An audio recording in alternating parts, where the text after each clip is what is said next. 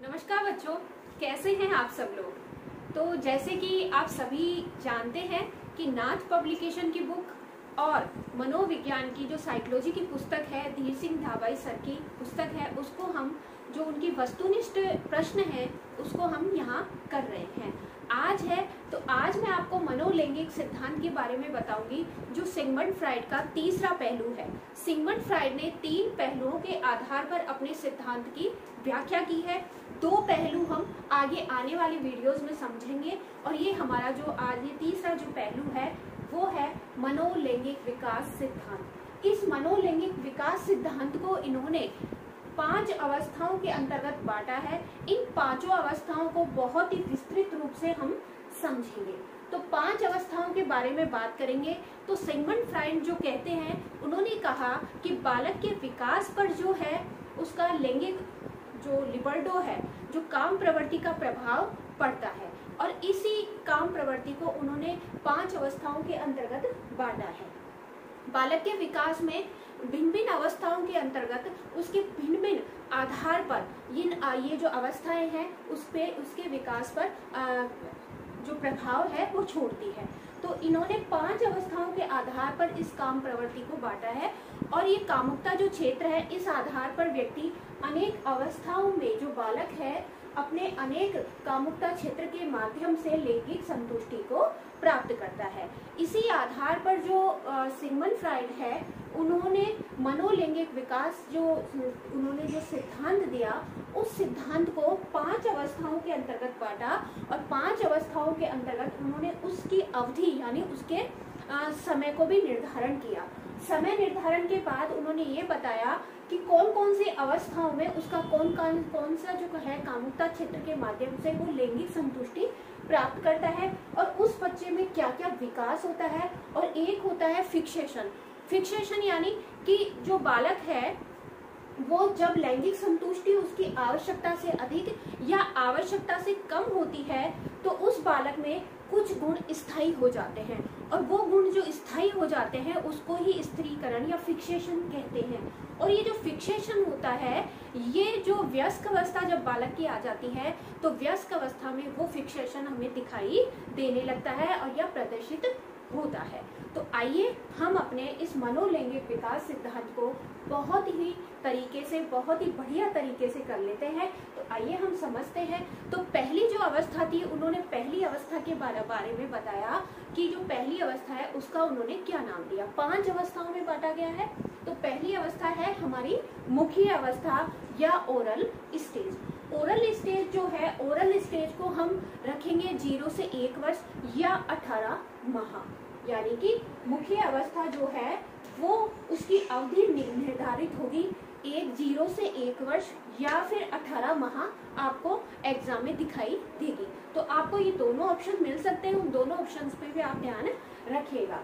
इसका जो कामुकता क्षेत्र है वो मुख के माध्यम से जो बालक है वो अपनी लैंगिक संतुष्टि प्राप्त करता है। यानी कि उसके हाथ में अगर हम कोई भी बालक के हाथ में कोई वस्तु देंगे या कोई चीज उसके हाथ में आएगी तो वो उस वस्तु को वो मुंह में ले जाएगा। आप सभी जानते हैं कि जो छोटा बालक होता है उसको कोई भी वस्तु अगर हम देते हैं तो वो सीधा मुंह में लेकर के जाता है। तो जो बालक है वो बालक अपनी काम प्रवृत्ति को संतुष्ट करेगा और प्रत्येक चीज को जो बालक है वो मुंह में लेकर के जाएगा और तभी उसको जो संतुष्टि होगी, लैंगिक संतुष्टि है, वो उसको प्राप्त होगी। नेक्स्ट हम देखेंगे कि उसका मुख्य विकास क्या है। तो यहाँ जो बालक का विकास है वो है जो बालक विनिंग करता है, स्तनपान करता है, उसको छुड़ाया जाता है बालक को 18 माह के बाद में, या उसमें 18 माह में जो उसको विकास होता है, मुख्य विकास उसका क्या किया जाता है कि जो वो विनिंग कर रहा होता है तो उसको छुड़वाने का काम किया जाता है।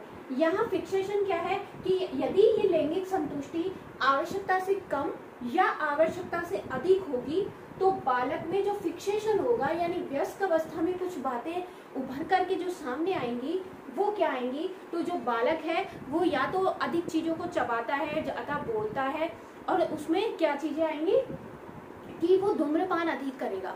तो फिक्सेशन जो होगा तो बालक जो कि वयस्क अवस्था में जो कुछ चीजें आएंगी वो सामने ये आएंगी कि वो कुछ ज्यादा चिंगम चबाना है, बोलना अधिक है और धूम्रपान करना उसमें अधिक दिखाई देगा। तो ये हमारी पहली अवस्था हुई।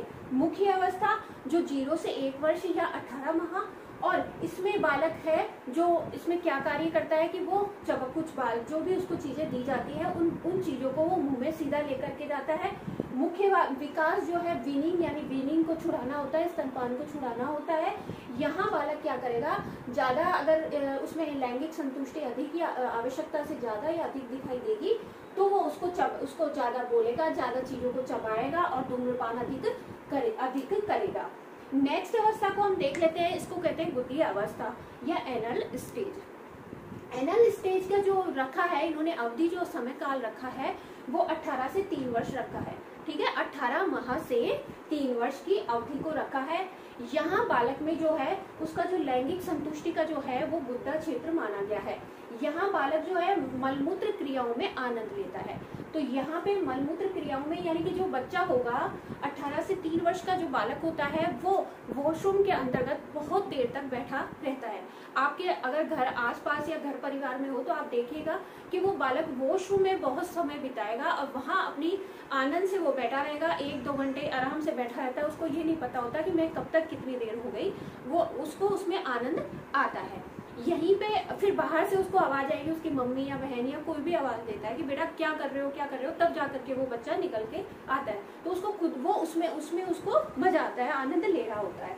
यहाँ पर उस बच्चे को क्या किया जाएगा, उसका मुख्य जो विकास होगा वो मुख्य विकास क्या होगा कि मलमूत्र विसर्जन का उसको प्रशिक्षण दिया जाएगा कि तुम कितनी देर अपने को वॉशरूम में बिताना है, कितना टाइम निकालना है, उसको प्रशिक्षण देना है कि आपको जो भी कार्य करना है, आपको जो वॉशरूम का काम है वो हम एक समय है, एक स्थान है, उसके अंतर्गत ही आपको जाना है, बाहर कहीं पे भी ये कार्य नहीं करना है।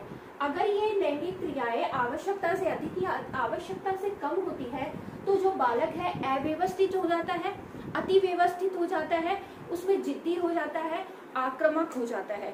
तो ये सारा जो प्रश्न है पूछ लिए गए हैं कि आक्रामक, जिद्दी और बालक चिड़चिड़ा, अव्यवस्थित, अति व्यवस्थित कौन सी अवस्था के अंतर्गत होता है।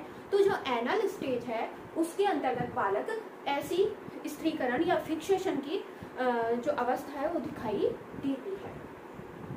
नेक्स्ट अपनी है, आप एक दूसरे से रिलेट करके पढ़िएगा, ठीक है, तभी आपको समझ में आएगा कि मुख्य अवस्था कितने की है, इसमें जो कामुकता क्षेत्र है वो क्या है और मुख्य विकास क्या क्या होता है और फिक्सेशन वाली कौन सी बातें बताई गई हैं। नेक्स्ट अवस्था है अपनी लैंगिक अवस्था। लैंगिक अवस्था जो हमारी है इसके अवधि काल जो रखा गया है वो 3 से 5 वर्ष का रखा गया है।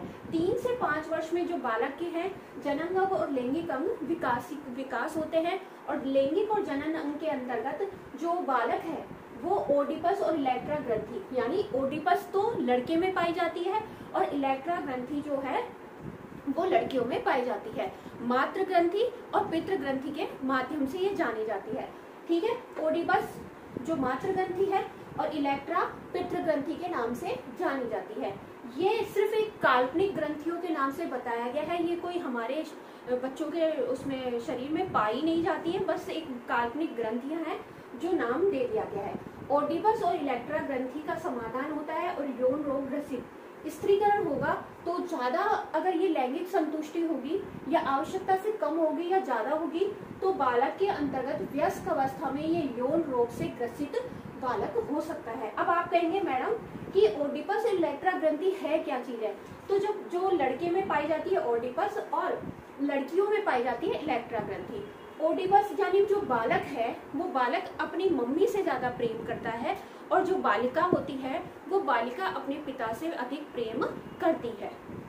लेकिन इसी अवस्था के अंत तक आते आते बालक की ओडिपस और इलेक्ट्रा ग्रंथियों में समाधान हो जाता है, इसी अवस्था के अंत तक आते आते। तो इसको मातृ ग्रंथि और पितृ ग्रंथि के नाम से भी जाना जाता है, ठीक है। अब ये अगर ये ज्यादा या आवश्यकता से ज्यादा या कम होगी तो बालक के अंतर्गत कुछ फिक्सेशन होगा, वो फिक्सेशन जो है वो यौन रोग में ग्रसित हो जाता है, ठीक है। अब हम देखेंगे हमारी चौथी अवस्था को। चौथी अवस्था का नाम दिया गया है लेंटेंसी स्टेज यानी अदृश्य अवस्था, प्रसुप्ति अवस्था या सुप्त अवस्था। इसके अंतर्गत जो बालक है उसकी अवधि यानी समय का जो रखा गया है वो 5 से 12 वर्ष रखा गया है। ये बाल्यावस्था आ गई। अब बाल्यावस्था में जो बच्चे होते हैं निरुद्देश्य भटकते हैं, वो रचनात्मक कार्यों में भाग लेने लग जाते हैं। तो यहाँ पे जो बालक है अपनी लैंगिक संतुष्टि जो है ड्राइंग करेगा, पेंटिंग करेगा, खेलेगा, खाएगा और मस्त रहेगा। तो यहाँ उसकी जो कामुकता जो क्षेत्र है यानी अपनी काम प्रवृत्ति जो है उसकी, वो अन्य कार्यों में रचनात्मक कार्य करता है, अन्य कार्य करता है, निरुद्देश्य भटकने का कार्य करता है, खेलकर अपनी लैंगिक संतुष्टि को पूरा करेगा और ड्राइंग करेगा, खेलेगा, पेंटिंग करेगा, बहुत सारे रचनात्मक जो कार्य जितने भी आते हैं, यानी मिट्टी के घर बनाएगा, उसको तोड़ेगा, फिर खेलेगा, फिर खूब सारे मिट्टी के अंदर अपने हाथों को लेकर के बिल वगैरह बनाना, बहुत सारे कार्य वो बच्चा रचनात्मक कार्यों को करता है। तो यहाँ जो लैंगिक संतुष्टि है वो उसकी रचनात्मक प्रवृत्तियों के अंतर्गत निकलती है। तो यहाँ कुछ और मुख्य विकास जो होगा रक्षात्मक युक्तियां, रक्षात्मक युक्तियों को हम समायोजन वाले जो टॉपिक है उसके अंतर्गत पढ़ेंगे, तब हम बताएंगे। और यहाँ पर जो होगा उसका मार्गान्तीकरण, मार्गान्तीकरण भी एक रक्षात्मक युक्ति है। तो जो बालक है उसका मार्गान्तीकरण क्या होगा, अन्य कार्यों में वो रचनात्मक कार्य जो है वो करेगा, खेलना, कूदना, भागना, निरुद्देश्य भटकना, पेंटिंग करना, ड्राइंग करना, घर बनाना, बहुत सारे कार्य जो है वो बालक करेगा। ठीक है। यहाँ जो है स्त्रीकरण, कोई स्त्रीकरण का क्योंकि नहीं आएगा, यहाँ बच्चा जो है अन्य कार्यों को कर रहा है। फिक्सेशन कोई भी दो जो अवधियां हैं उसमें फिक्सेशन का कोई बताया नहीं है सिगमंड फ्राइड के अनुसार। अपन जो है हम अपना कोई भी दिमाग नहीं लगाएंगे, क्योंकि जो भी हम मनोलैंगिक विकास सिद्धांत पढ़ रहे हैं ये सिगमंड फ्राइड की 5 अवस्थाओं को पढ़ रहे हैं। उन्होंने जैसे अवस्थाओं को बताया है तो क्वेश्चन भी उसी में से आएगा। तो हमें अपनी बुद्धि और अपना दिमाग बिल्कुल भी नहीं लगाना है। ठीक है। अब नेक्स्ट अपनी अवस्था है जननेंद्रिय अवस्था, जिसको कहेंगे जेनिटल स्टेज। ये 12 वर्ष के बाद पाई जाती है। जो बच्चा है वो किशोर अवस्था के अंतर्गत आ जाता है। यहाँ जनन अंग और लैंगिक अंगों का विकास होता है और जो मुख्य विकास होगा वह संतान उत्पत्ति हेतु वो अपनी लैंगिक संतुष्टि को पूरा करेगा। संतान उत्पत्ति है और लैंगिक परिपक्वता उस व्यक्ति के अंतर्गत आ जाती है। यहाँ भी फिक्सेशन का कोई उन्होंने बताया नहीं है कि स्त्रीकरण क्या होगा। स्त्रीकरण के बारे में मैंने फिक्सेशन को आपको बता दिया है कि जब लैंगिक संतुष्टि आवश्यकता से अधिक और आवश्यकता से कम होगी तो कुछ गुण बालक में या व्यक्ति में स्थायी हो जाते हैं और इसी को हम क्या कहेंगे, फिक्सीकरण या फिक्सेशन कहेंगे, स्त्रीकरण कहेंगे। और ये जो स्त्रीकरण है ये वयस्क अवस्था के अंतर्गत प्रदर्शित होते हैं। एक बार आप फिर से देखिए कि 5 अवस्थाओं के नाम आपको याद करने हैं, एक दूसरे से रिलेट करके आपको बातों इनको संबंध बना करके पढ़ना है, तभी आपको ये याद हो जाएंगे कि अवस्था क्या है, अवधि क्या है, कामुकता क्षेत्र क्या है, विकास क्या है और स्त्रीकरण क्या है। 5 अवस्था को आप इंग्लिश में नाम याद रखिए, हिंदी में नाम याद रखिए, इनके अवधि काल को याद रखिए और कामुकता क्षेत्र को याद रखिए कि क्या क्या कामुकता क्षेत्र को है। और आप स्त्रीकरण जो है वो 3 अवस्थाओं में ही बताए गए हैं, इन बात को ध्यान रखिएगा आप। ठीक है। ओडिपस और इलेक्ट्रा ग्रंथि का समाधान भी यहीं पे होता है और समस्या भी यहीं पे आती है। और कौन सी अवस्था में, 3 से 5 वर्ष में। ओडिपस जो ग्रंथि है वो बालक में पाई जाती है और इलेक्ट्रा ग्रंथि जो है वो बालिका में पाई जाती है। यानी जो बालक होता है वो अपनी माता से अधिक प्रेम करता है और जो बालिका होती है वो अपने पापा से अधिक प्रेम करती है और यहीं पे इनका समाधान भी हो जाता है। मार्गान्तीकरण रक्षात्मक युक्तियों का जो बच्चा है वो मार्गान्तीकरण हो जाता है। तो कौन सी अवस्था में, 5 से 12 अवस्था में। चौथी स्टेज का क्या नाम है, अदृश्यात्मक अवस्था, प्रसुप्ति अवस्था और सुप्तावस्था और लेटेंसी स्टेजेस को बोलते हैं। ठीक है। क्योंकि हिंदी में किसी भी नाम को दे दिया जाता है लेकिन आप इंग्लिश में नाम को अच्छे से ध्यान रखें। जेनिटल स्टेज जो जननेंद्रिय अवस्था है वो हमारी 12 वर्ष के बाद भी पाई जाती है और ये इसमें जो जनन अंग है, लैंगिक अंगों का विकास होता है और यहाँ जो बालक है अपनी लैंगिक संतुष्टि, संतान उत्पत्ति हेतु और लैंगिक परिपक्वता उसके अंतर्गत आ जाती है। तो ये हुआ अपना मनोलैंगिक विकास सिद्धांत बहुत अच्छे तरह से मैंने करवाया है। यदि आपको समझ में नहीं आ रहा हो तो कमेंट बॉक्स में आप मुझसे कोई भी क्वेश्चन पूछ सकते हैं।